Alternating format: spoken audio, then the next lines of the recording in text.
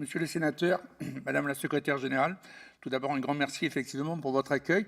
Il m'incombe une charge absolument fantastique, c'est de vous livrer peut-être un peu de ciment pour vos briques et donc vous donner de la matière à réflexion, puisqu'en fait Santé Respiratoire France a organisé un sondage auprès de 320 personnes qui ont répondu à ce sondage, dont la répartition est peu ou prou 80% de patients et 20% d'aidants. Et de ce sondage-là, j'ai en charge de vous livrer des résultats qui seront consultables sur le site, bien évidemment, de Santé Respiratoire. Alors, ce qui est intéressant de savoir, c'est le contexte de ce sondage. Il est récent puisqu'il s'est passé il a été effectué entre le 1er juillet 2024 et le 30 septembre. Donc, c'est vraiment des résultats sortis d'urne. C'est hyper frais. Bon. Quel est le constat? Le constat, c'est de voir que 81% des sondés connaissent le concept d'aidant. 81% pour les aidants et 71% pour les patients. Ce qui est également intéressant de connaître, c'est que l'âge des aidants est légèrement inférieur à l'âge des patients. On a une moyenne de 58 ans pour l'âge médian donc, des aidants et on a 65 ans pour l'âge intermédiaire des patients. Ce qui est également très intéressant et très significatif, et c'est une évolution, c'est que 80% sont des femmes au niveau des aidants et 20% sont des hommes. Alors ça modifie un petit peu le sondage qui avait été fait par la Fondation April, qui donnait 60%, 40%, alors que là on a un sondage qui est légèrement plus élevé au niveau féminin, mais ce qui est une certitude, c'est que d'une manière générale, les femmes sont plus partie prenante, plus aidantes que les hommes. Ça, c'est un constat, c'est une évidence. Ce qui est également important de savoir, c'est que dans 90% des résultats, les gens vivent ensemble. La notion de aidant-aidé se fait à l'intérieur de la cellule familiale, donc 90% des cas. Dans les autres données, je vais essayer d'être le moins soporifique possible quand même, dans les autres données, il est intéressant de savoir qu'un tiers des malades respiratoires, des patients, ont eux aussi un rôle d'aidant à assumer auprès d'un parent, auprès d'un enfant. Donc, quelque part, ils ont une sorte de double peine. Ils sont malades, mais ils sont aussi aidants. Ensuite, il y a 63% des personnes atteintes de maladies respiratoires qui ont d'autres pathologies, des pathologies cardiovasculaires, des pathologies connexes. L'autre élément important à maîtriser, c'est la charge émotionnelle. C'est-à-dire que parmi les aidants, 60% déclarent être en souffrance et 12% déclarent être en grande souffrance. J'ouvre une petite parenthèse qui est hors sondage, mais qui permet de donner de la vie et du sens à ce que je vous dis.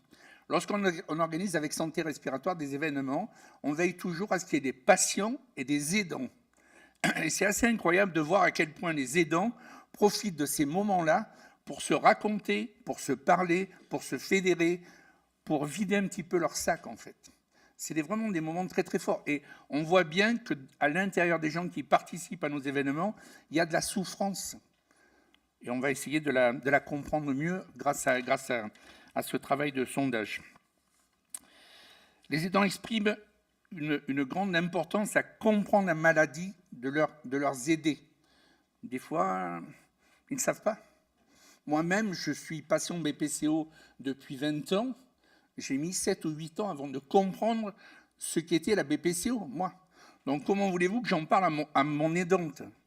Puisque déjà, je ne comprends pas ça. Et nous verrons plus tard, plus loin dans cette étude, que souvent les aidants n'ont pas l'information, aucune.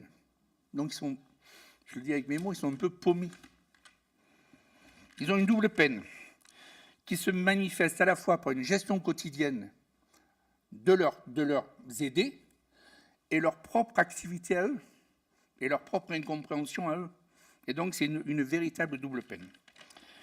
Dans cette enquête, on a cherché également à savoir quels étaient le souhait des proches aidants, quel était leur manque.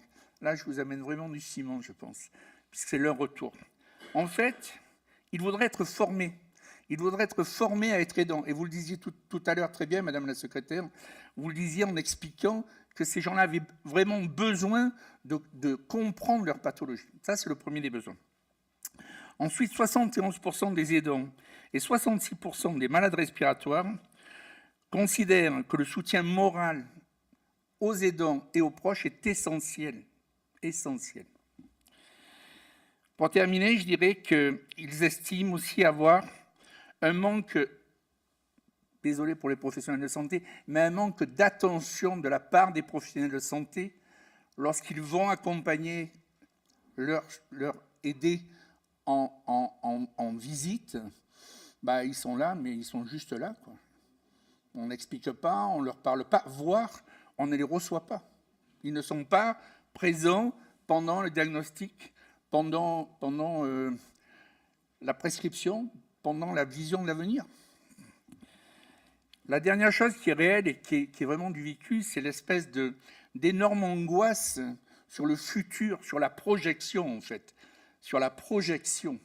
L'énorme angoisse qui anime à la fois les aidants et à la fois les patients, c'est-à-dire le fait de ne pas avoir de perspective, de ne pas connaître, de ne pas être formé, les met dans une espèce de trouble absolu.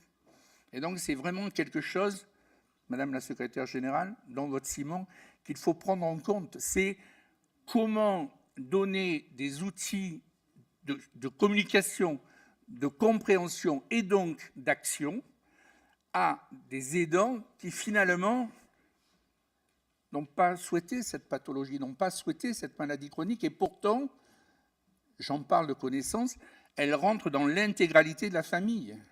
Donc on traite le patient, merci l'écosystème de me traiter, mais autour de moi, il y a des gens. Il y a une compagne, il y a des enfants, enfin, il y a des gens qui ont aussi besoin de comprendre. Voilà. Donc ce qui résulte de cette étude-là, très complexe, elle fait 57 pages, donc moi je ne peux pas faire les 57 pages, sinon la matinée ne suffirait pas. Voilà ce qui résulte de cette étude-là. Et d'une manière générale, le couple patient-aidant fonctionne d'une manière un petit peu particulière, en ce sens où il y a une double pudeur, une double gêne qu'il faut appréhender, qui est liée au fait que nous, les patients, on est parfois conscients de la charge émotionnelle, de la charge anxiogène que l'on livre à nos aidants, et eux, les aidants, sont aussi des fois dans du non-dit pour ne pas nous froisser, pour ne pas nous peiner, pour ne pas nous montrer qu'on est trop malade. Et tout ça crée un rapport qui est parfois extrêmement complexe, même si c'est basé sur de l'affect, même si c'est basé sur beaucoup d'amour, même si c'est basé sur une grande confiance. Il faut bien appréhender que ce couple-là, qui fonctionne au quotidien, a du mal à fonctionner en toute transparence. J'ai presque terminé. Je profite, comme l'a dit monsieur le sénateur, d'être dans ma maison un peu pour remercier mon aidante et qui est là et lui dire qu'elle a fait d'une vie pas ordinaire une vie extraordinaire. Je te remercie, Dominique. Patrice, reste là. Attends, reste là. Reste une seconde, si tu veux bien. Parce que Cécile Grosset, vous avez travaillé justement sur cette grande enquête menée par le Respilab. Et je voulais vous poser une question par rapport à quelque chose qui m'a troublé dans cette étude, c'est la différence de perception aidant-aidé. Est-ce que vous pouvez nous en dire un mot sur cette différence de perception? Parce que l'originalité aussi de ce travail, c'est qu'on s'intéresse forcément au duo aidant-aidé.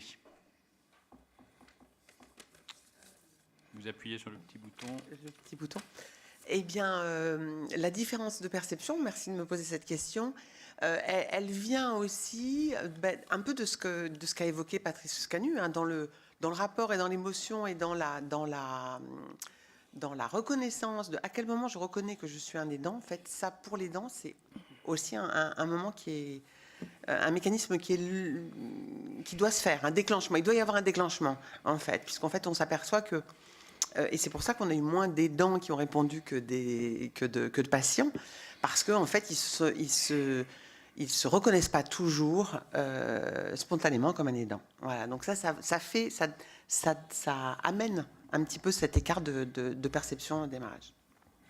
Merci. Patrice, sur cette différence de perception et cette difficulté peut-être à se reconnaître comme aidant?